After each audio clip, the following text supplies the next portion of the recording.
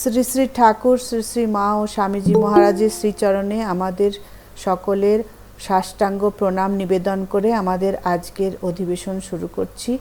শুরুতেই পূজনীয় মহারাজকে আমাদের সবার পক্ষ থেকে সশ্রদ্ধ প্রণাম।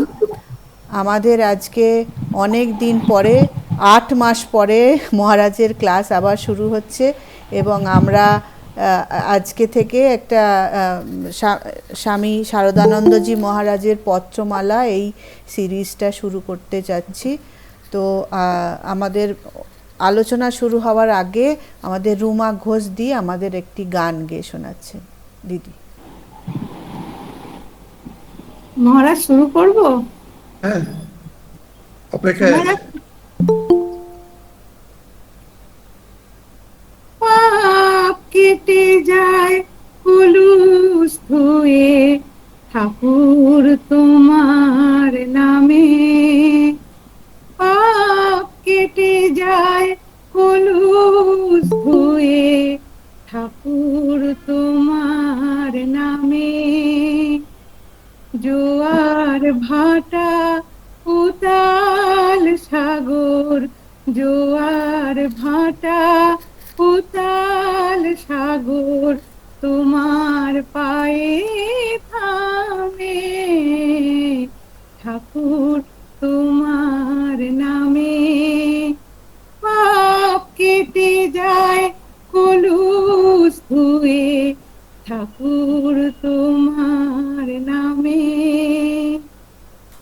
রাম কৃষ্ণ রাম কৃষ্ণ যুগে যুগে গে, রাম কৃষ্ণ যুগে যুগে গে, চারদিকে তার কতই শোভা আকাশ বাতাস দুই সাগরে মহামিলন হেথায় রামে শ্যামে, দুই সাগরে মহামিলন হেথায় রামে শ্যামে, ঠাকুর তোমার নামে। পাপ কেটে যায় কলুষ ধুয়ে ঠাকুর তোমার নামে। সকল জ্বালা যায় জুড়িয়ে তোমায় বুকে পেয়ে, সকল জ্বালা যায় জুড়িয়ে তোমায় বুকে পেয়ে, মুক্তির স্বাদ পাই হৃদয়ে উজান তরিবে, তুমি ঠাকুর দেখালে পথ আমায় ধরা ধামে, তুমি ঠাকুর দেখালে পথ আমায় ধরা ধামে, ঠাকুর তোমার নামে। পাপ কেটে যায় কলুষ ধুয়ে ঠাকুর তোমার নামে। জোয়ার ভাটা উতাল সাগর, জোয়ার ভাটায় উতাল সাগর তোমার পায়ে থামে, ঠাকুর তোমার নামে। পাপ কেটে যায় কলুষ ধুয়ে ঠাকুর তোমার নামে।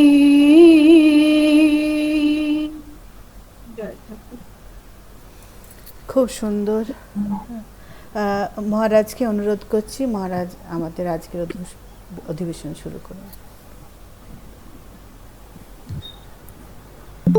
যেমন আমরা সবসময় গুরু বন্দনা দিয়ে শুরু করি, সেভাবে আজকেও শুরু করব।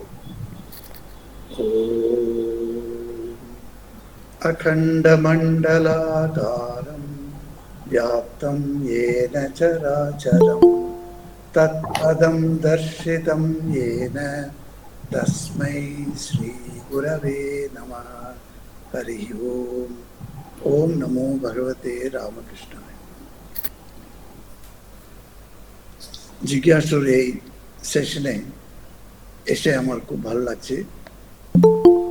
অনেক ভক্তদের তো আমি চিনি এখানে। আজকে একটা নতুন সিরিজ একটা শুরু করছে জিজ্ঞাসু।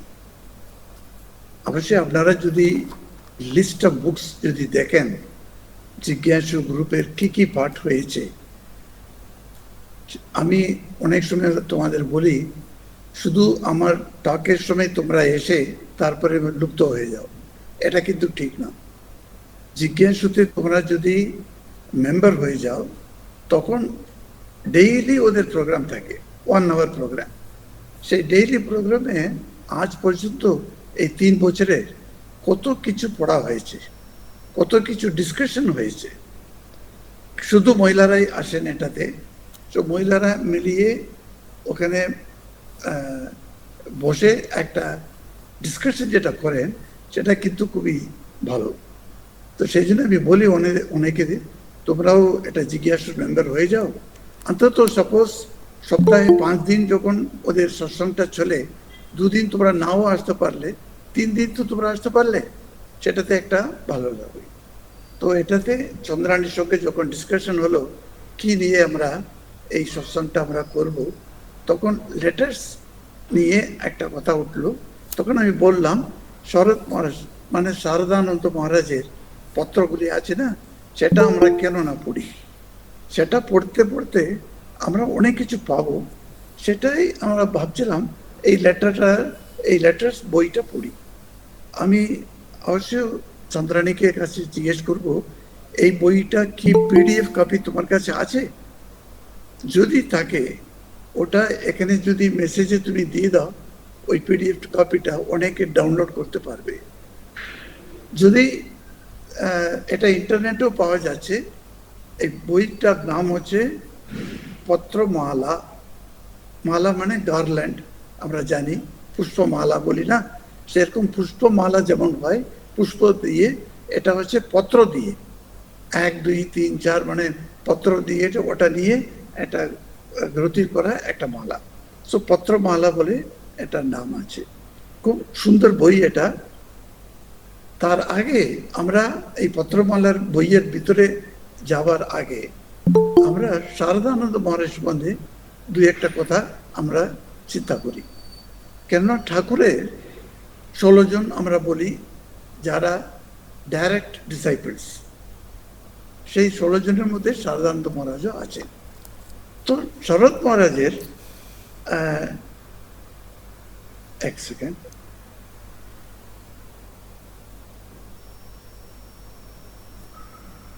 শরৎ মহারাজের জীবনীটা কিন্তু খুব ইন্টারেস্টিং। আর উনাকে যখন ঠাকুরের কাছে উনি এসেছিলেন, এটা 17-year-old boy. Actually, he was born on 23rd December 1865. Swamiji জন্মেছিলেন 1863, 2 বছর পরে উনি শারদ মহারাজ জন্ম দেন। কিন্তু এই 2 বছরের যে ডিফারেন্স আছে, কিন্তু যেন ওদের মধ্যে 20 বছরের একটা ডিফারেন্স যেন থাকে, সেই রকম শরৎ মহারাজ স্বামীজিকে ডিল করতেন। মানে স্বামীজির সঙ্গে যে বিহেভ করতেন উনি, স্বামীজি যেন অনেক অনেক অনেক ওনার সিনিয়র, সেইভাবে খুবই দাস যেমন স্বামীর সঙ্গে কিভাবে বিহেভ করে সেইভাবে করতেন। তো এটা খুব আশ্চর্য লাগে, এটা অনলি 2 years ডিফারেন্স। কিন্তু যখন প্রথমবার উনি যখন ঠাকুরের কাছে এলেন, তো এটা খুব ফানি থিং হ্যাপেন্ড। উনি আর রামকৃষ্ণানন্দ পরবর্তীকালে, আগে শশী মহারাজ, ওরা দুজনেই কাজিন ব্রাদার্স, তো দুজনেই একসঙ্গে গিয়েছে ঠাকুরের কাছে। তো ঠাকুর হঠাৎ তার হাতটা নিয়ে দেখছেন কত ভার, কি হাতটা নিয়ে আমরা যদি দেখি হাতটার ভারটা কি আমরা বুঝতে পারবো? একজন শরীরের পুরো শরীরটা আছে, আমি শুধু হাতটা তুলে নিয়ে দেখলাম, ওটাতে কত ভার বলে আমি বুঝতে পারবো কি কত কেজি এটা বুঝতে পারবো না? বুঝতে পারবো না, যেহেতু ওই হাতটা আমাদের পুরো শরীরের সঙ্গে যুক্ত আছে। কিন্তু ঠাকুর তার হাতটা দিয়ে এরকম করে দেখলেন। এটা কারো বোঝার শক্তি নেই সেই সময় ঠাকুর কেন ওনার সঙ্গে এরকম ব্যবহার করলেন, এটা কেউ জানতো না। পরবর্তীকালে অনেক বছর পরের 1865 ওনার জন্ম। তারপরে অনেক দিন পরে স্বামীজি একদিন শরৎ মহারাজকে বলছেন, শরৎ ভাই, তোমাকে আমেরিকা যেতে হবে, আমি যেখানে ঘুরে এলাম সেখানে যেতে হবে। ওখানে লোকেরা বেদান্ত পাওয়ার জন্য খুব ইচ্ছা করছে, সেই জন্য তোমাকে গিয়ে সেই বেদান্ত তত্ত্বগুলি প্রচার করতে হবে। তখন শরৎ মহারাজ বলছেন, না ভাই, আমি যাব না, আমার দ্বারা এসব হবে না। কিন্তু স্বামীজি ওকে কাপ্পল করে পাঠিয়ে দিলেন। তারপরে 2 বছর ওখানে বেদান্ত প্রচার করে শরৎ মহারাজ ফিরে এলেন ইন্ডিয়াতে। তারপরে 1893-তে স্বামীজি এসে তারপরে একটা মঠ কিভাবে অর্গানাইজ করতে হবে সেটা সম্বন্ধে উনি ভাবছেন। তখন একটা অর্গানাইজেশন যদি হয়, একটা ইনস্টিটিউশন, একটা সংস্থা মানে তার একটা অ্যাডমিনিস্ট্রেশন একটা দরকার, খুব দরকার। সেই অ্যাডমিনিস্ট্রেশনে সেক্রেটারি হচ্ছে সেন্ট্রাল পয়েন্ট সেক্রেটারি। সেই সেক্রেটারিকে নিয়েই সব বিভাগগুলি সবকিছু চলবে। সেই সেক্রেটারি কে হবে এটা নিয়ে স্বামীজি একটু চিন্তা করলেন। তখন উনি শরৎ মহারাজকে বলছেন, শরৎ, তুমি সেক্রেটারি হবে এই সংস্থার, মানে রামকৃষ্ণ মঠ আর রামকৃষ্ণ মিশন, এটার তুমি সেক্রেটারি হবে। আজকাল আমরা বলি ওটাই জেনারেল সেক্রেটারি বলি। যখন স্বামীজি শরৎ মহারাজকে অ্যাপয়েন্টমেন্ট করেছিলেন তখন জেনারেল সেক্রেটারি কথাটা ছিল না, শুধু সেক্রেটারি বলে বলা হতো। যেহেতু একটাই তো ওখানে বেলুর মঠে একটাই ছিল, সেই জন্য ওখানে আর কোনো ব্রাঞ্চ ছিল না। পরবর্তীকালে ব্রাঞ্চেস আস্তে আস্তে আস্তে প্রত্যেক ব্রাঞ্চের যে হেড থাকেন, তাকে, যে মহন্ত মহারাজ থাকেন, তাকে পদবি দেওয়া হলো সেক্রেটারি। তার মানে হেডকোয়ার্টার্সের যিনি থাকবেন তাকেও সেক্রেটারি বললে ওটা তো ঠিক হবে না, সেই জন্য জেনারেল সেক্রেটারি বলে এই শব্দটা এলো তখন। তো জেনারেল সেক্রেটারি পরবর্তীকালের এটা আসা, এটা পদবি। তো ওই কিন্তু সেক্রেটারি আগে বলতো, যেহেতু একটাই সেন্টার ছিল তখন বেলুর মঠ, সেই জন্য সেক্রেটারি বলে ওনাকে বললেন। তো উনি তখন, আমি সেক্রেটারি পদটা নেব না, তুমি যা বলবে আমি সেই কাজ করতে রাজি আছি, কিন্তু ওই রকম একটা দায়িত্বপূর্ণ পদবি সেটা আমার দরকার নেই। তখন স্বামীজি তার হাতটা ধরে, ওর ডান হাতটা তুলে স্বামীজি দেখাচ্ছেন, শরৎ, তুমি কি ভুলে গেছো? তুমি যেদিন প্রথম দিন যখন ঠাকুরের কাছে এসেছিলে, ঠাকুর তোমার হাতটা তুলে কত ভার বলে দেখলেন, তোমার মনে আছে? তখন শরৎ মহারাজ বললেন, হ্যাঁ, আমার মনে আছে।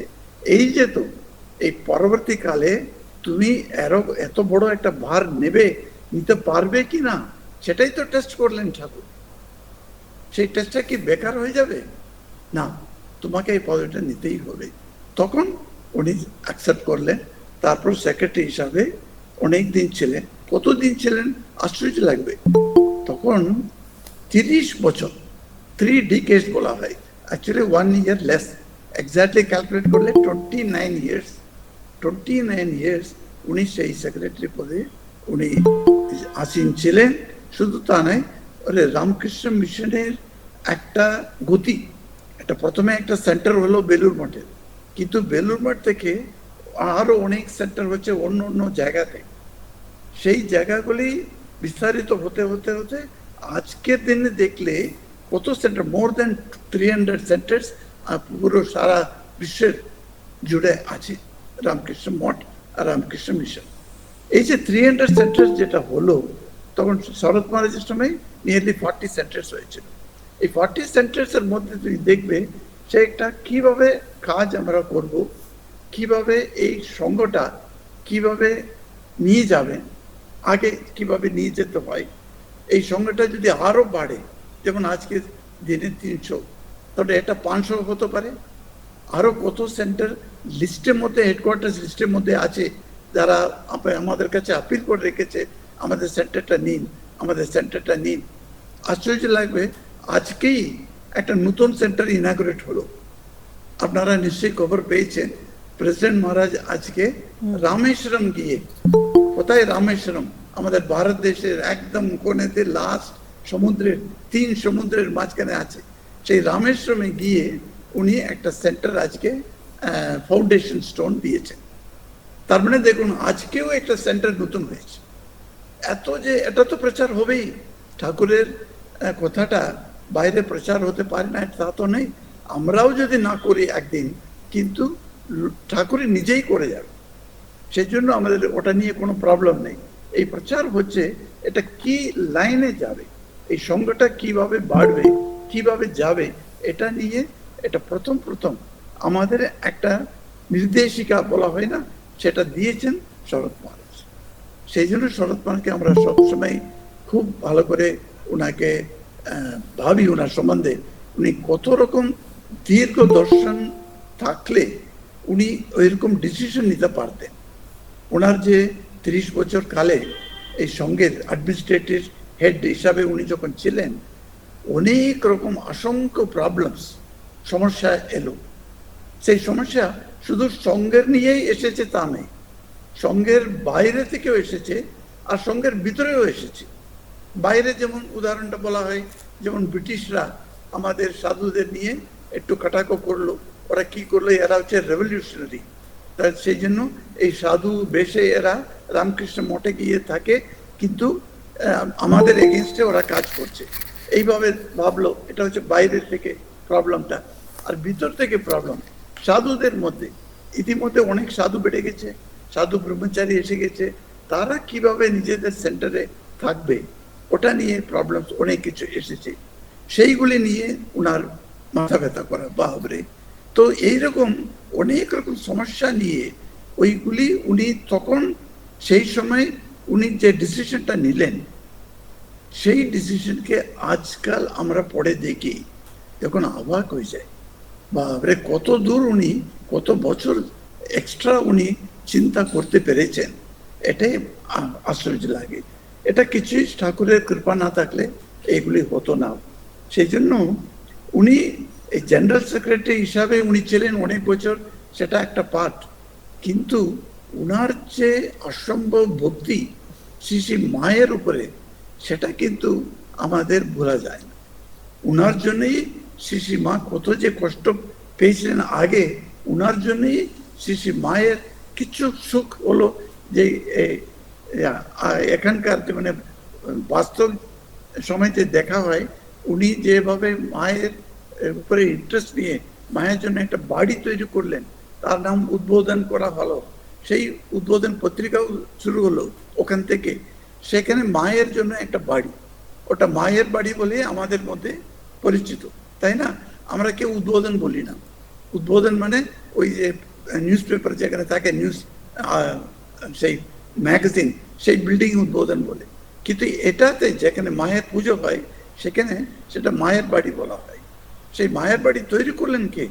এই শরৎ মহারাজজি। কত কষ্ট করে উনি মায়ের বাড়ি তৈরি করার জন্য এত উনি কষ্ট করলেন, একটা বই লিখলেন উনি সেই সময়। সেই বইটা আশ্চর্য, মায়ের বাড়ি তৈরি করার জন্য উনি লোন নিলেন কিছু লোকেদের কাছ থেকে। এখন লোনটা ফেরত দিতে হবে, কিভাবে ফেরত দেওয়া যায়? টাকা এলেই তো ফেরত দেওয়া যাবে, তো টাকা কমানোর কি একটা বিদ্যা? তো উনি বললেন, আমি এটা বই লিখবো ঠাকুরের জীবনী নিয়ে, সেই বইটা বিক্রি হবে, সেই বই থেকে টাকা যেটা আসবে, সেই টাকা নিয়ে সেই লোনটা আমি ফেরত দেব। কি আশ্চর্য! এরকম একজন চিন্তা করতে পারবে, তো এতগুলি বই বিক্রি হবে, তারপরে তার ক্যালকুলেশন এত প্রাইস হবে, তারপরে ওটাতে প্রফিট আসবে, সেই খরচগুলি যাবার পরে যেটা থাকবে সেই অ্যামাউন্ট থেকে লোন ফেরত দেওয়া, এটা ভাবাই যায় না। কিন্তু সেই সময় উনি ভেবে একটা বই লিখলেন। সেই বইয়ের নামটা সকলে জানে, আমি আশা করছি, সেই বইটা হচ্ছে বিরাট বিখ্যাত বই, শ্রী শ্রী রামকৃষ্ণ লীলা প্রসঙ্গ, নট কথামৃত। কথামৃত হচ্ছে মানে মহেন্দ্রনাথ গুপ্ত লিখলেন, এই বইটা লিখছেন শ্রী শ্রী রামকৃষ্ণ লীলা প্রসঙ্গ। এই লীলা প্রসঙ্গের সঙ্গে শ্রী রামকৃষ্ণের আরো অনেকে জীবনী লিখেছে, তো সেই বইগুলি কম্পেয়ার করলে খুব আশ্চর্য কিছু তত্ত্বটা আমরা পাই। সেটা হচ্ছে লীলা প্রসঙ্গের একটা খুবই কঠিন বাংলা। আজকাল যে ছেলেমেয়েরা বাংলা পড়ে যে বড় হচ্ছে, তারা সেই কালীন বাংলাটা অনেকে বুঝতে পারে না। আমি এটাও দেখেছি, আমাদের মধ্যে কিছু কিছু বাঙালি সাধুকে আমি জিজ্ঞেস করেছি, আচ্ছা এই লাইনের মানেটা বলো তো, বলতে পারছে না। কারণ কি, সেই কারণ 1800-এর যে সময় স্বামীজি ছিলেন, সেই সময়কার বাংলা, সেই বাংলাটা উনি ব্যবহার করেছেন সেই বইতে। সেই বইটা তো অত্যন্ত ভালো বই। আর সেই বইতে উনি শুধু জীবনীটা লিখে নেই, মানে ঠাকুর জন্মালেন কামারপুকুরে, তারপরে দক্ষিণেশ্বর এলেন, কালী পূজারী হলেন, মা কালীকে উনি পছন্দ করতেন, ভালোবাসতেন, সেই জন্য মা কালীর দর্শন হলো, তার কি কি সাধন করলেন, ওইভাবে লেখেননি উনি। এই জন্য এই বইটা অদ্ভুত লাগে। এটা আমরা পড়তে, আমি সবাইকে বলি, ওই বইটা অন্তত 2 পাতা 3 পাতা পড়ো না। ওটা না পড়তে, যদি না বোঝা যায়, অনেক সাধুরা থাকেন, আপনারা অনেক জায়গাতে সাধুদের সেন্টারগুলি থাকে, সেই সেন্টারে গিয়ে সাধুদের সঙ্গে আপনারা এটা বিচার করতে পারেন, এটা কিভাবে, এর মানেটা কি, জিজ্ঞেস করতে পারেন। এই জন্য এই বইতে উনি কি লিখেছেন, শুধু ঘটনাগুলি না দিয়ে প্রত্যেক ঘটনাকে শাস্ত্রোক্তভাবে উনি প্রুফ করেছেন আমাদের ঠাকুর শ্রী শ্রী রামকৃষ্ণ একজন অবতার পুরুষ। এই বইটা না পড়লে ঠাকুর অবতার পুরুষ এটা আমাদের মনের মধ্যে টিকে রাখবে না, ওটা থাকবে না।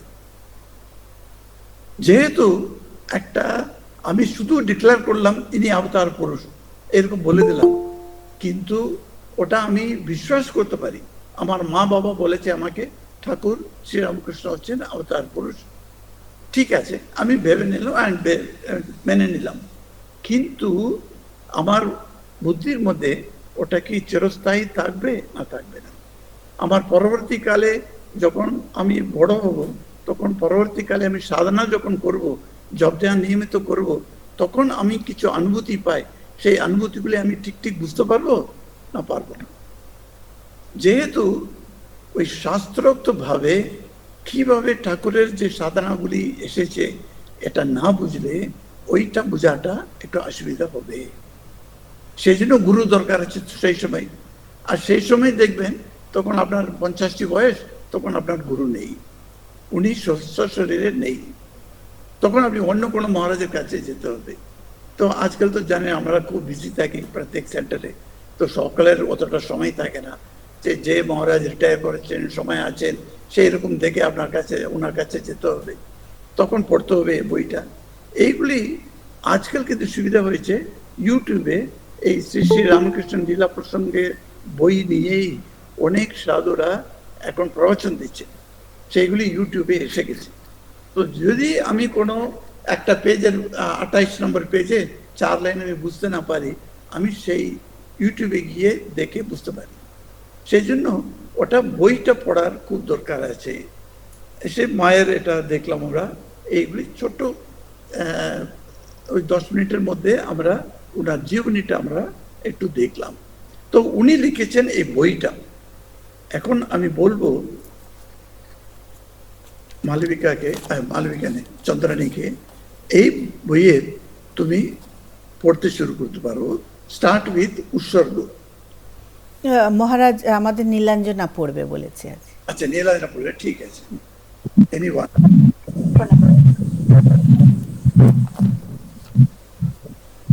শোনা যাচ্ছে তো? হ্যাঁ, শোনা যাচ্ছে। উৎসর্গ। সহায় সম্বল। যাদের বই নেই তারা অবশ্যই ডাউনলোড করে। নীলাঞ্জনা, তোর ইকো হচ্ছে কেন একটু দেখ না। ইকো হচ্ছে? মানে একটা সাউন্ড আসছে তোর পাশের কোনো সাউন্ড আসছে। প্রণাম মহারাজ, রীতা বলছি। আমি বইটার আমি এটা লিঙ্কটা দিয়ে দিয়েছি। মেসেজ ও দিয়ে দিয়েছে, আচ্ছা, very good. Yes, very good, thank you. Thank you. হ্যাঁ, পড়ো। বইয়ের লিঙ্কটা এসে গেছে, আপনারা দেখবেন মেসেজ ক্লিক করলে পাবেন বইটার লিঙ্ক, ডাউনলোড করে নেবেন। আচ্ছা। উৎসর্গ: সহায় সম্বলহীন দীন অকিঞ্চন, গঙ্গা জলে গঙ্গা পূজা করে আকিঞ্চন, জ্ঞান ভক্তি মধুগন্ধে ধরায় অতুল, তব পত্র পুষ্পরাজি সাধক অনুকূল, যতনে চয়ন করি ভরি নিজ ডালা, প্রীতি সূত্রে মহারাজ গাঁথিয়াছি মালা, পুরাও বাসনা দেব করিয়া গ্রহণ, নির্মাল্য লোভিয়া হোক কৃতার্থ ভুবন। বা কি সুন্দর উৎসর্গ, একটা কবিতাই এটা লিখে দিয়েছেন যিনি সংকলন করলেন। এটা এত সুন্দর একটা বই, শারদানন্দের পত্র সমূহের সংকলন বলে লেখা আছে। তার মানে অনেকগুলি পত্র পাওয়া গেল, সেই পত্রগুলি বার করে ডেট ওয়াইজ অ্যারেঞ্জ করে সেই সব করে ওরা সংকলন করেছেন। আর যিনি করেছেন ওনার নামটা তো এখানে লেখেনি, প্রকাশক আর মুদ্রাকর লেখা আছে তার নাম, কিন্তু সংকলন যিনি করলেন তার নামটা দেওয়া হয়নি। কিন্তু এখানে উনি এত সুন্দর একটা উৎসর্গ, এই বইটা কাকে উনি এটা অর্পণ করছেন, উৎসর্গ করছেন, সেটা নিয়ে বলছেন।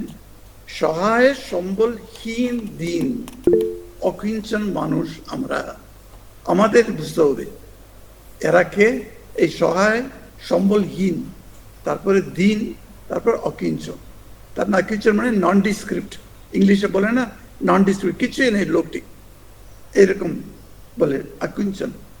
গঙ্গা জলে গঙ্গা পূজা করে আকিঞ্চন, বাপরে, আই হ্যাভ বিকাম সামথিং। কিভাবে সামথিং আমি হলাম? গঙ্গা জলে গঙ্গা পূজা করিয়া। তার মানে এটা কি, তোমার পত্রগুলি আমি সংকলন করে ওটা তোমাকে আমি এখন উৎসর্গ করছি, এটাই গঙ্গা জলে গঙ্গা পূজা, ওটা আমি করলাম। আচ্ছা, তারপরে জ্ঞান ভক্তি মধুগন্ধে ধরায় অতুল, তব পত্র পুষ্পরাজি সাধকানুকূল। এই যে পুষ্পরাজি, এই পুষ্পরাজি মানে কি, এই যে পত্র পুষ্পরাজি, সেই জন্য এটা পত্রমালা বলে এটা শব্দটা উনি দিলেন। লেটার্স অফ স্বামী শারদানন্দ বলে উনি দেননি। আমরা বলি না letters of Swami Vivekananda, letters of স্বামী তুরীয়ানন্দ, কিন্তু তার একটা এত সুন্দর উনি চয়ন করলেন এই শব্দটা পুষ্পমালা। এই পুষ্পমালাটা কি, এটা পুষ্পের নিয়ে নেই, এটা পত্র পুষ্প নিয়ে। এই পত্র মানে উনার চিঠিপত্র, সেই চিঠিপত্র দিয়ে এটা, এই চিঠিপত্রের উপযোগিতাটা কি, সাধক অনুকূল, সাধন ভজনের জন্য অনুকূল এটা। সেই জন্য সাধকরা এই বই পড়া খুবই দরকার আছে। এই বইয়ের প্রতি আমার এটা বিরাট অ্যাট্রাকশন হলো ছোটবেলা থেকে। আমি সারদানন্দের বই এটা ইংলিশে যখন পড়লাম first time, I was taken to some other world. আমি বুঝতে পারলাম না এইরকম কেউ লিখতে পারেন। চিঠি যখন লিখছেন উনি, আজকাল অবশ্যই চিঠি লেখাই বিরল হয়ে গেছে, কিন্তু আগেকার দিনে তো চিঠি লেখাটা খুব ইম্পর্টেন্ট ছিল। আর তারপরে কমিউনিকেশন অন্য কিছু ছিল না। তো এখন আমি অন্য জায়গাতে আছি, বা বাঁকুড়া থেকে আমি মহারাজের কাছে গিয়ে তারপরে জিজ্ঞেস করবো, তার একটা পোস্ট কার্ডে লিখে দেওয়া আমার প্রশ্নটা, তো উনি একটা উত্তর দিলেন। সেই উত্তরগুলি সংকলন এটা আছে এখানে। যতনে চয়ন করি, খুব কষ্ট করে আমি চয়ন করেছি এইগুলি, ভরি নিজ ডালা, ডালাটা হাতে আছে বাঁ হাতে, আর ডাঁ হাত দিয়ে এক একটা পত্র নিয়ে আমি ভরছি ডালার মধ্যে। ভরে কি করি, প্রীতি সূত্রে মহারাজ গাঁথিয়াছি মালা, সেই জন্য পত্রমালা বলে একটা নামটা ঠিক ঠিক হয়েছে। তারপরে উনি লাস্ট লাইনে বলছেন, নির্মল লোভিয়া ও কৃতার্থ ভুবন। আমি তোমাকে মালাটা দিলাম, তো তুমি অ্যাকসেপ্ট করে নিয়েছো, সেটা আমার কাছে যখন আসছে, এখন আমি আবার পড়বো, তো আমার কাছে আসছে, তখন কি হবে, ওটা নির্মাল্য হয়ে যাচ্ছে। যে ফুলটা আমি অর্পণ করব, সেটা আমি আমার কাছে ফিরে এলে ওটা হচ্ছে নির্মাল্য, নির্মাল্য বলা হয়। তো সেই নির্মাল্য লোভিয়া, নির্মালটা পাওয়ার পরে আমি এই হোক কৃতার্থ ভুবন, এই ভুবন সমস্ত ভুবন মানে সমস্ত দুনিয়া কৃতার্থ হোক, এইরকম করে উনি খুব সুন্দর লিখেছেন এটা। S next. মহারাজ এটাও পড়বো তো, সংকলয়িতার কারেক্ট। সংকলয়িতার নিবেদন।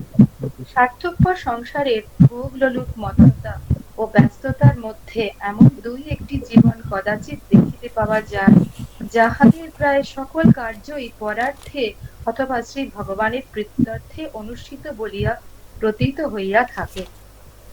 যুগাবতার ভগবান শ্রী শ্রী রামকৃষ্ণ পরমহংসদেবের অন্যতম অন্তরঙ্গ লীলা সহচর শ্রীমৎ স্বামী শারদানন্দের মধ্যে ঐরূপ মহত্ব ও নিঃস্বার্থ ব্যক্তিত্বের আভাস পাইয়া আমরা কিছুদিন পূর্বে তাহার জীবনের ঘটনাবলীর সংগ্রহ ও আলোচনায় সমুৎসুক হইয়াছিলাম।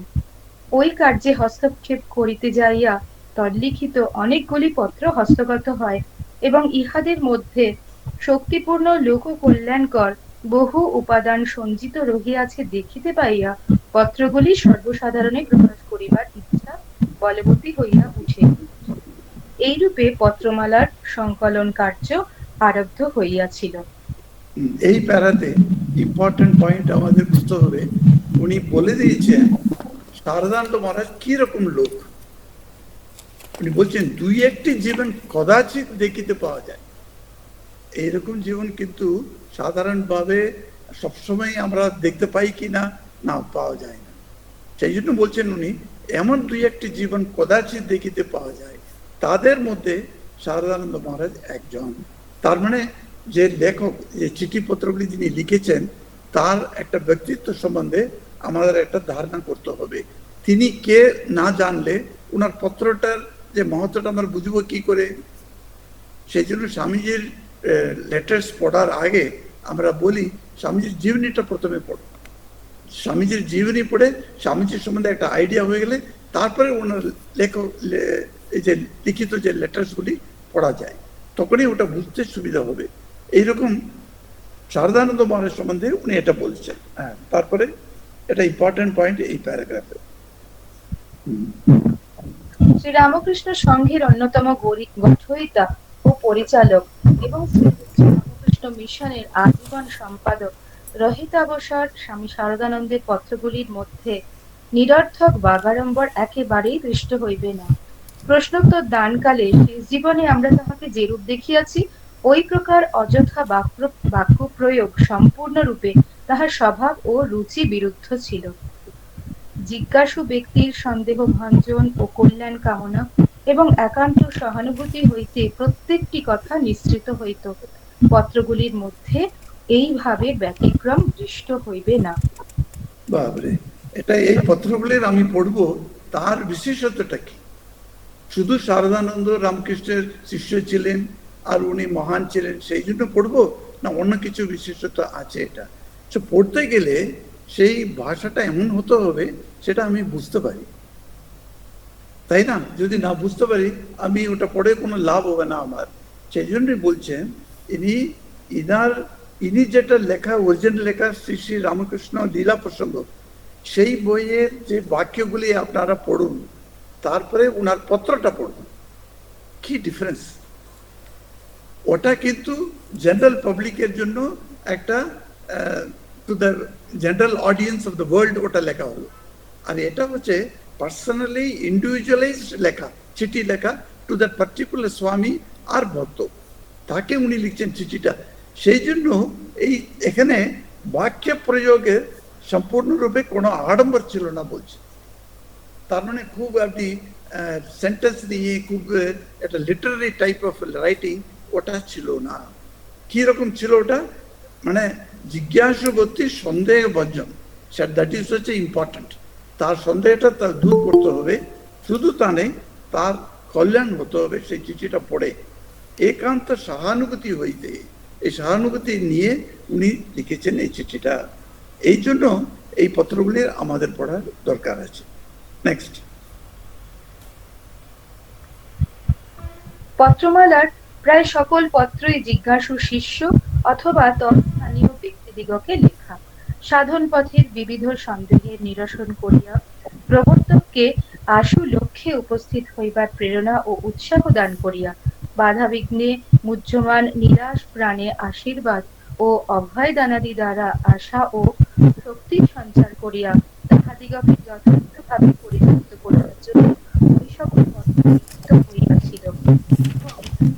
সেই জন্য কর্ম, উপাসনা বা তদুভয় অবলম্বনে ধর্মপথে প্রবর্তিত ব্যক্তি মাত্রই ইহাদের মধ্যে অনেক নূতন আলোক দেখিতে পাইয়া উপকৃত হবে সন্দেহ নাই। তাহাদের সুবিধার জন্য পত্রমালাকে আমরা কর্ম, কর্ম ও উপাসনা, উপাসনা এবং বিবিধ এই চারিটি স্তবকে ভাগ করিয়াছি। ইহ জীবনে সাধনার অবসানে সাধক সত্য স্বরূপ শ্রী ভগবানের অন্তত আংশিক উপলব্ধি করিয়াও কৃতার্থ হইয়া থাকেন। ঐরূপে কৃতার্থ অনেকগুলি পরিণত জীবনের দেহত্যাগাদির কথা চতুর্থ স্তবকের পত্রগুলিতে রহিয়াছে। এখন যেমন আগের প্যারাগ্রাফে আমরা দেখলাম শারদানন্দ মহারাজ কেমন উনি পত্রটা লিখলেন, সেটা তার বিশেষত্বটা কি এটা বুঝলেন। এখন যারা যারা ওনাকে পত্র লেখবার জন্য ওরা প্রশ্ন পাঠিয়েছে, সেই লোকেদের সম্বন্ধে তাদের গুণাবলম্বন কিরকম ছিল সেটা নিয়ে উনি বলছেন। তার মানে তারা জিজ্ঞাসু শিষ্য অথবা তার কোনো নন পিপল, ফ্রেন্ডসও হতে পারে, শারদানন্দজির ফ্রেন্ডসও হতে পারে, আর শারদানন্দজিকে যারা গুরু হিসাবে পায়নি তারাও হতে পারে। তার মানে শিষ্য আর অন্যরা তারা কিভাবে ওনাকে, তাদের পার্সোনালিটি কিরকম, তারা সাধন পথে এগিয়ে যাচ্ছে, তখন সন্দেহ আসছে। সেই সন্দেহটা দূর করে ওনাদেরকে একটা পথ দেখাতে হবে। সেই পথ দেখাবার সময় এটা ওখানে 3টা পয়েন্ট এখানে বলছেন। প্রবর্তককে আশু লক্ষ্যে উপস্থিত হইবার প্রেরণা ও উৎসাহ দান করিয়া, এটা হচ্ছে নম্বর ফার্স্ট পয়েন্ট। তার মানে ওই চিঠির দ্বারা আমি চিঠিটা পেলে আমার কি উপকার হবে সেটা, সেই যে প্রবর্তক আছেন যিনি চিঠি লিখেছেন তাকে যেমন লক্ষ্যে উপস্থিত নিয়ে যাওয়ার জন্য তাকে প্রেরণা ও উৎসাহ দেন। বাধা বিঘ্নে মুখ্যমান নিরাশ প্রাণে আশীর্বাদ ও আবেদানাদি দ্বারা, মানে এটাও একটা বিরাট ব্যাপার। আমি স্পিরিচুয়াল লাইফে আমি এগিয়ে যাচ্ছি বলে আমি বুঝতে পারছি কিনা জানি না, যদি আমি কোনো বিড়ম্বনা যদি আমার সামনে চলে আসে, আমি কিভাবে ওইটা পেরিয়ে আমি যাব আরো, এটা আমার জানা নেই। সেই জন্য তখন কি হয়, তখন এই চিঠিগুলি কি হয়, উনি কি জন্য লিখছেন সেইগুলি ওটা পরিচালিত করিবার জন্য এই সকল পত্র লিখিত হইয়াছিল। কারণটা উনি বলে দিলেন, এই পত্রের উদ্দেশ্যটা কি, এই পত্রমালার বইয়ের কারণটা কি, তার জন্য কি বেনিফিটস আছে, এই বইটা কিভাবে উনি এই সংকলন করে ডিভাইড করেছেন, ভাগ করেছেন, 4 ভাগে উনি করেছেন। একটা হচ্ছে কর্ম, আরেকটা হচ্ছে কর্ম ও উপাসনা, তারপর উপাসনা, তারপরে বিবিধ, এই 4 ভাগে করেছেন। তারপরে ইনি বলছেন 4টি স্তবকে ভাগ করিয়াছি। ইহ জীবনে সাধনার অবসানে সাধক সত্যস্বরূপ শ্রী ভগবানের অন্তত আংশিক উপলব্ধি করিয়াও কৃতার্থ হইয়া থাকেন। তার মানে এই বইগুলি, এই চিঠিগুলি যারা যারা পেয়েছেন তারা তাদের জীবনে কি হইয়াছে সেটাও একটা ইম্পর্টেন্ট কোশ্চেন। তারা কি কোনো কৃতার্থ হলো কি না, সেই রকম কিছু কিছু কেসগুলি তাদের জীবনের দেহ ত্যাগাদির কথা চতুর্থ স্তবকের পত্রগুলিতে রহিয়াছে। তার মানে কত ইম্পর্টেন্ট বই দেব। একটা হচ্ছে কর্ম, তারপরে কর্ম ও সাধনা, এই উপাসনা দুটো মিলিয়ে, তারপরে শুধু উপাসনা, তারপরে বিবিধ। এই বিবিধটা খুব ইন্টারেস্টিং। ওই বিবিধ মানে তো বোঝা যায় তার মানে এইগুলি লাইনে যেটা পড়েনি সেইগুলি।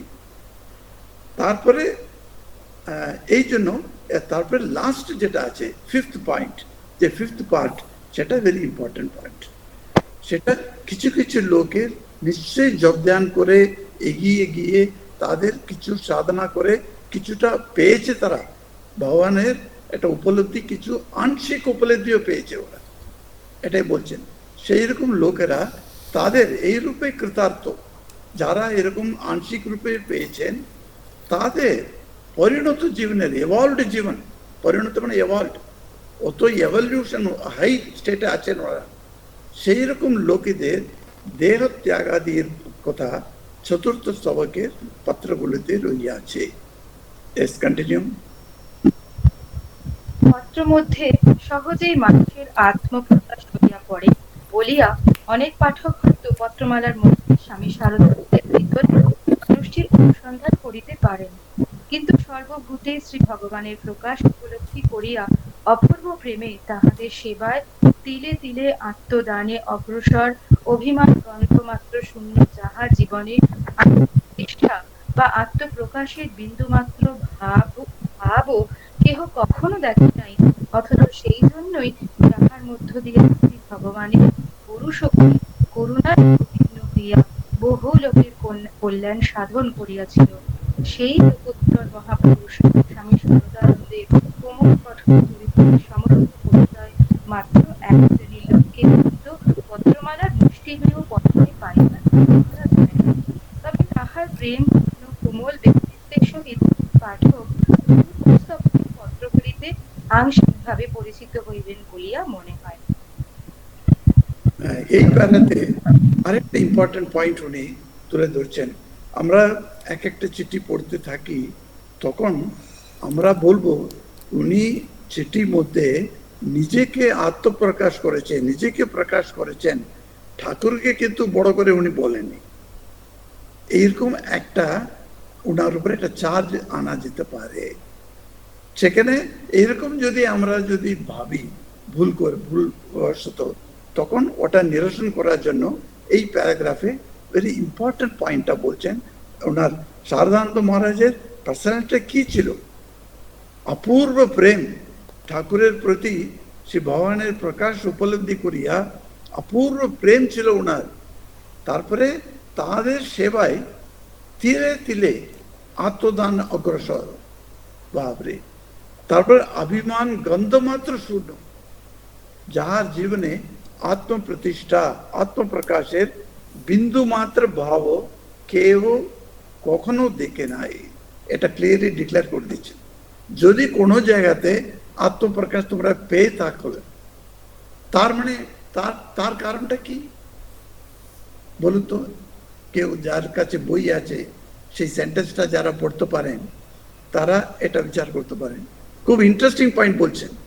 আচ্ছা ঠিক আছে, তুমি বলে দিলে উনার আত্মপ্রকাশের জন্য কোনো অগ্রসর করে না, ঠিক আছে, কিন্তু কোন কোন জায়গাতে আমরা প্রকাশ পাই তো, উনার পার্সোনাল জিনিস আসে তো সেই চিঠিতে, তার কারণটা কি হতে পারে?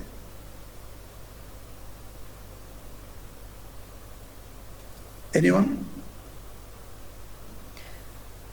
মহারাজ, যেহেতু তিনি সবাইকার মধ্যে সেই ভগবানকেই দেখতেন এবং তাদের সেবাতে মানে তাদের সেবাতেই তার সম্পূর্ণ মানে আত্মদান, তাদের সম্পূর্ণরূপে আত্মদান করেছেন এবং তার মধ্যে কোনো অভিমানের নামগন্ধ আর নেই, অভিমান রাহিত্য, আর তার ইগো চলে গিয়েছিল।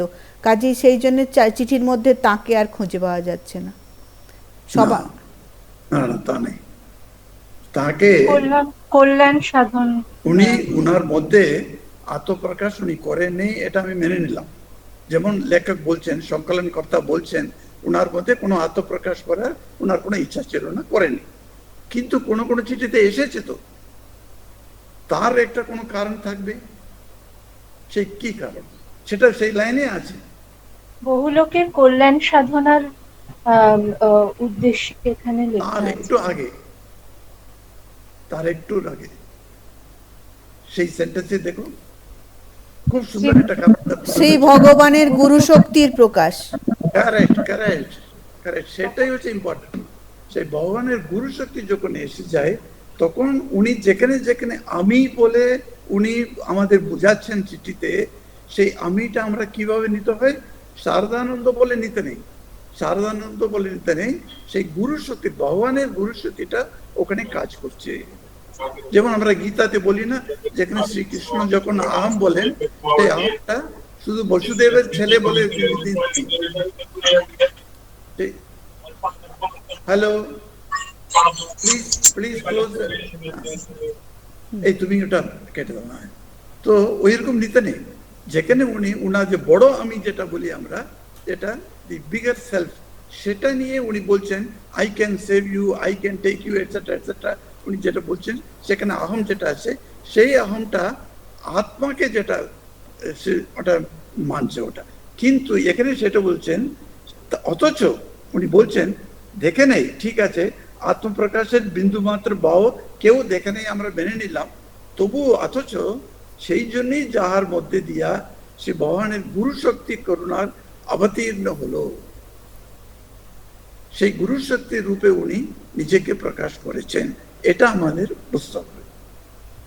নেক্সট।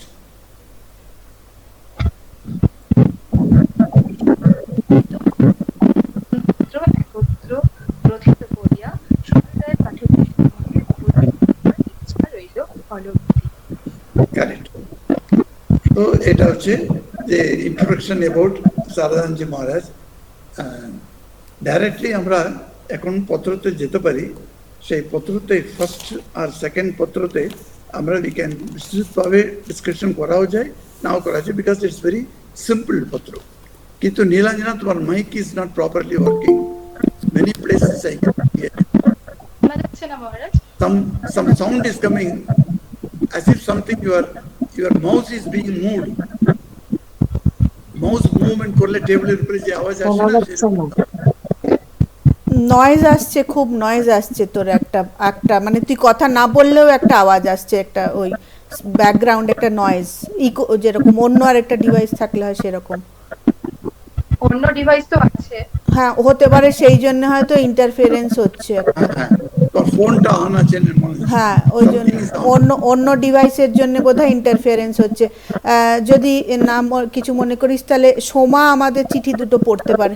হ্যাঁ, সোমা একটু পড়বি চিঠি দুটো তাহলে? হ্যাঁ, ওই আছে ওর কাছে। হ্যাঁ আছে। মহারাজ আছে।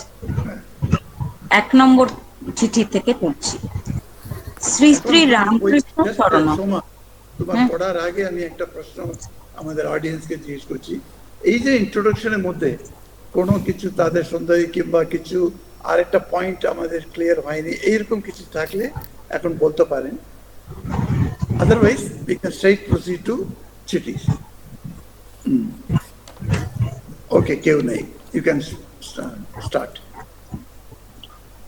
শ্রী শ্রী রামকৃষ্ণ শরণম, কলিকাতা 7ই চৈত্র 1328। শ্রীমান তোমার 6ই চৈত্রের পত্র পাইলাম। আশ্রম স্থাপনের চেষ্টায় বহু বিঘ্ন আসিতেছে দেখিতেছি। যদি কাজই করিতে চাও, তাহা হইলে ভগবানের উপর নির্ভর করিয়া নিজের পায়ে দাঁড়াও, কোনো মানুষের মুখ চাহিয়া থাকিও না, আমারও না। কেহ তোমাকে সাহায্য না করিলেও তুমি একলা ওই কাজ করিয়া দেহপাত করিবে। এইরূপ তেজ, সাহস ও ভগবানের নির্ভর লইয়া যদি কাজ করিতে পারো তো করো, নতুবা ওই কার্যে অগ্রসর হইও না। যাইল না, অমনি মাথা খারাপ হইল। যাহা করিয়া দিবেন বলিতেছেন, তাহা যদি না পারেন, অমনি মন খারাপ হইয়া হাত পা বন্ধ হইল। এইরূপ হইলে কি কাজ করা যায়? অধিকার কি লিখিব? আমার আশীর্বাদ ও ভালোবাসা জানিবে। ইতি শুভানুধ্যায়ী শ্রী শারদানন্দ। এটা হচ্ছে প্রথম চিঠি আমরা দেখতে পাচ্ছি, পত্রমালার প্রথম স্তবক। তার স্তবকের মধ্যে কর্ম বলে একটা টপিক উনি দিয়েছেন। তার মানে এই চিঠিগুলি ওই কর্ম সম্বন্ধে অনেক কিছু ডিসকাশন থাকতে পারে বলে আমরা অনুমান করতে পারি এখন। তো প্রথম চিঠিতেই দেখো ওই কর্ম কাজ নিয়েই একটা চিঠি এসেছে। সেই চিঠিতে উনি কি লিখেছেন এটা কেউ অনুমান করে বলতে পারেন? এই উত্তর চিঠি থেকে যিনি, নিশ্চয়ই উনি শ্রীমান সে যে কেউ হতে পারে, সেই দিয়ে একটা নাম আছে, সেই লোকটি কি লিখে থাকতে পারে যার জন্য উনি একটা বিচিত্র একটা উপদেশ দিচ্ছেন, তুমি অন্য কারোর উপর নির্ভর করো না, ঠাকুরের উপর নির্ভর করে তোমার কাজটা চালিয়ে যাও। তার মানে উনি কি লিখে থাকতে পারেন একটু অনুমান করে বলুন তো। আশ্রম স্থাপন কিছু করতে চাইছেন, আর তার জন্য নানা বাধা বিঘ্ন এসে কাজ হতে দিচ্ছেন না, সম্পন্ন হতে দিচ্ছে না। সেই জন্য উনি কি করতে চান? তাই জন্য বলেছেন যে নিজের পায়ে দাঁড়াও, ভগবানের উপর নির্ভর করে নিজের পায়ে দাঁড়াও, কারুর মুখাপেক্ষী হয়েও না। এটা তো ওই ইনার কথা। আমি বলছি হ্যাঁ। যিনি লিখেছিলেন হুম। উনি কি লিখে থাকতে পারেন সেটাই জিজ্ঞেস করছি। মানে just imagine what he must have written to. অর্থ সাহায্য হয়তো চেয়েছিলেন বা লোকবলের সাহায্য হয়তো চেয়েছিলেন। কারেক্ট। উনি কি চাইছিলেন, গুড পয়েন্ট। উনি একটা লোক বলে আমার দরকার আছে, না হলে এই কাজটা আমি করতে পারবো না, এরকম উনি বলে থাকতে পারেন।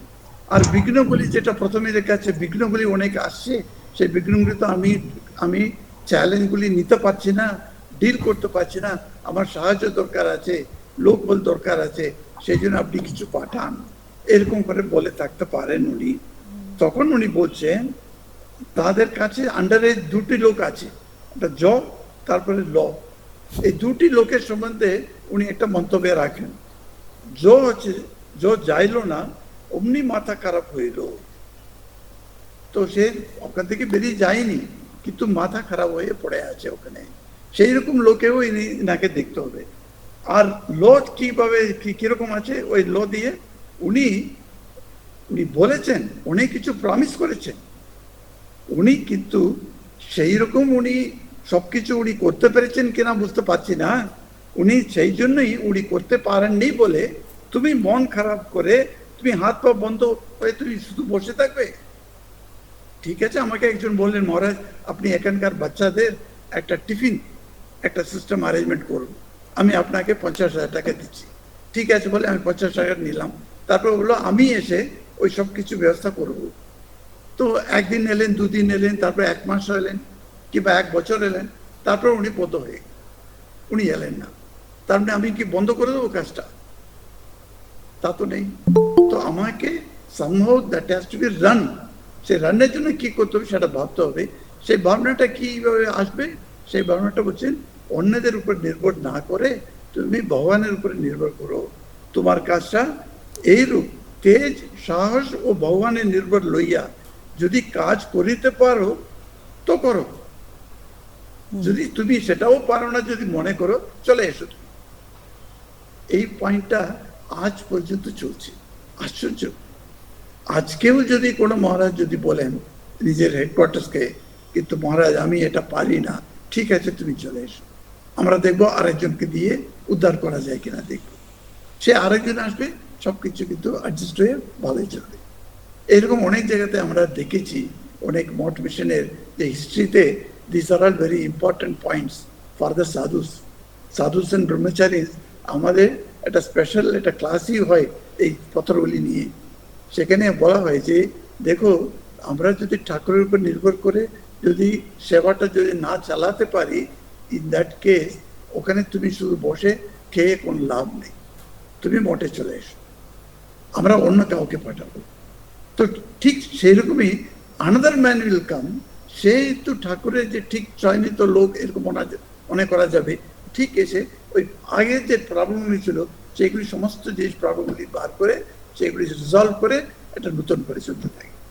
এইরকমই এই চলতে 150 years we are doing like this and we have been going on। সেই জন্য এই পত্র থেকে উনি কি লিখেছেন এটাও আমরা অনুমান করতে পারছি। আর পত্রের মধ্যে একটা ইম্পর্টেন্ট পয়েন্ট হয়েছে, ভগবানের উপরে নির্ভর করে তুমি কর্মটা করো। আর কিছু কারোর কিছু বলার থাকলে বলতে পারেন। another 4 minutes are there। I am leaving to Chandrani now। Om Shanti Shanti Shanti Hari Om Tat Sat। Sri Ramakrishna Arpanamastu। আচ্ছা, বইটা কোথায় পাওয়া যাবে? হ্যাঁ, বইটা যে মেসেজ আছে না, সেই মেসেজটা ক্লিক করো, ওখানে একটা লিংক আছে দেখবে, আচ্ছা, ওখান থেকে ডাউনলোড করে নেবে। ওকে। মহারাজ আপনি আমার সশ্রদ্ধ প্রণাম নেবেন। মহারাজ মেসেজে কোনো লিংক নেই?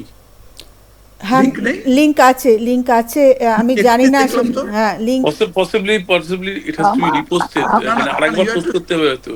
No, you have to scroll it because the link, আমার কাছে মেসেজ বলতে তো কিছু মহারাজের শুধু কথা আছে, আর তো মিটিং এর মেসেজ, যে মিটিং এর যে মেসেজ, গুগল মিটের যে মেসেজ, সেখানটায় মেসেজটা আপনি ছবি scroll করুন। ছবি দিয়ে আমি আপনাকে পাঠিয়ে দেবো।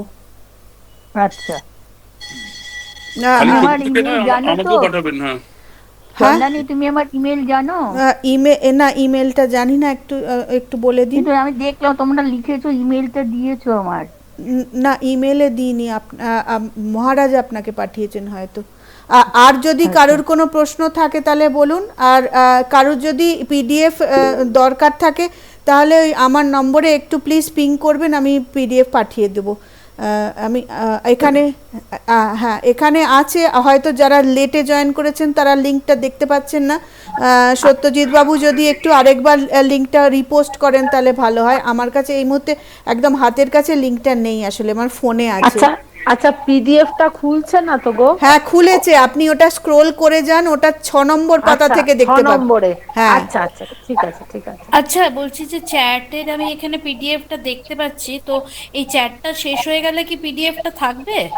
না না না, তাহলে কি এটা এখনই ডাউনলোড করে নিতে হবে?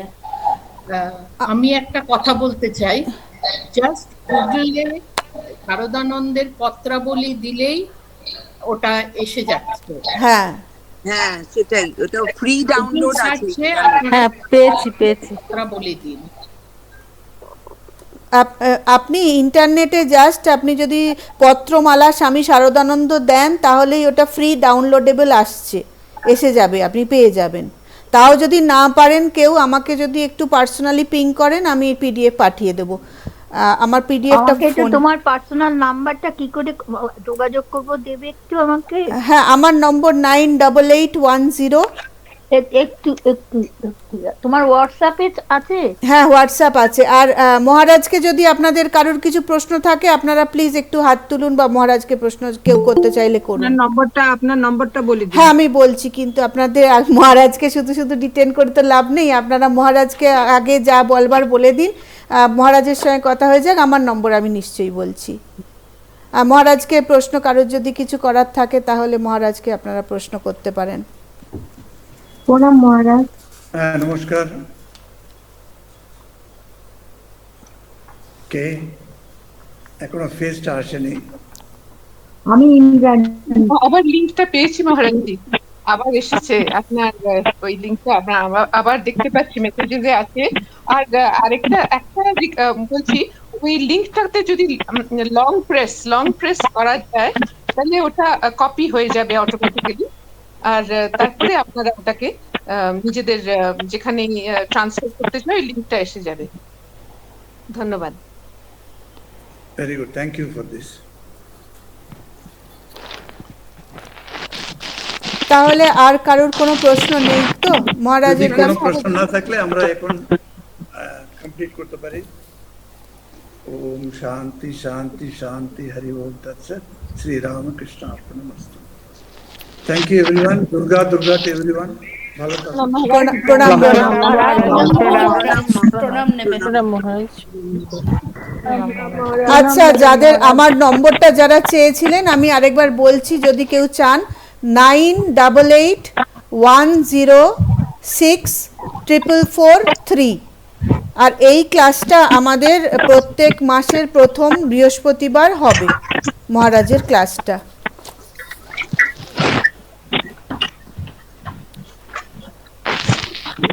আমি তো রিপিট করবো আপনাকে, 988 রাইট? হ্যাঁ তারপরে 1064443। হ্যাঁ 3। ঠিক আছে। আপনার নম্বর একটা, আপনার নাম্বার আমার কাছে একটা আছে, আমি আপনাকে পাঠিয়ে দিচ্ছি। আচ্ছা আমার হোয়াটসঅ্যাপ আছে, আমি কিন্তু হোয়াটসঅ্যাপেও যোগাযোগ করতে পারি। হ্যাঁ ঠিক আছে, আমি হোয়াটসঅ্যাপে আপনি হোয়াটসঅ্যাপে যদি আমাকে আপনার ইমেল আইডিটা দেন আমি ইমেল করে দেবো। ঠিক আছে, হ্যাঁ আমি করে দেবো, দিয়ে দেবো। আচ্ছা ঠিক আছে ঠিক আছে, সবাইকে অসংখ্য ধন্যবাদ ও প্রণাম। না আমরা ধন্যবাদ দেবো, আমার অন্তত আমার